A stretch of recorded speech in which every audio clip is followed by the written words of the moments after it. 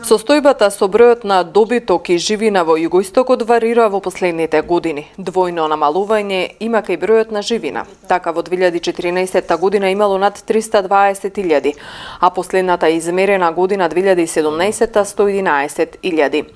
Намален е и бројот на овци од 101.000 на 75.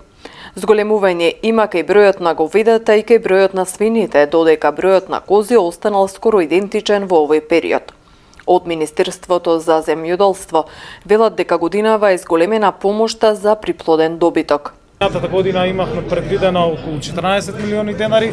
Оваа година со програмата за рурален развој, која што е веќе донесена, оваа мерка за набавка на приплоден добиток, преку која што го обновуваме генетскиот потенцијал, ја зголемуваме продуктивноста, ја зголемуваме на 90 милиони денари, односно 1,5 милиони евра се предвидени за токму оваа мерка набавка на добиток, каде што, согласно барањата на самите производители и чинители во секторот, на подсекторските групи, го сменивме и концептот на самата примена. Знаете дека до минатата година таа се реализираше преку реализирање на инвестицијата, па потоа се бара склучување на договор со платежната агенција. Имаше една неизвестност во инвестицијата, дали на луѓето ќе им се вратат овие средства кои што ги инвестираат. Сега го сменивме правилникот, така да со објавата на оваа мерка, каде што имаме доста голем износ на средства, 1,5 милиони евра, кои што значително ќе влијаат на зголемувањето на бројот на добитокот, го менуваме и самиот концепт да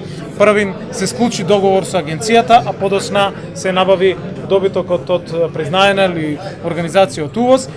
По барање на фармерите и за нивна поголема сигурност за мерката за набавка на приплоден добиток, годинава фармерите кои планираат да инвестираат во добиток, прво ќе ги склучат договорите за поддршка со платежната агенција, па потоа ќе ја реализираат инвестицијата, вели Николовски.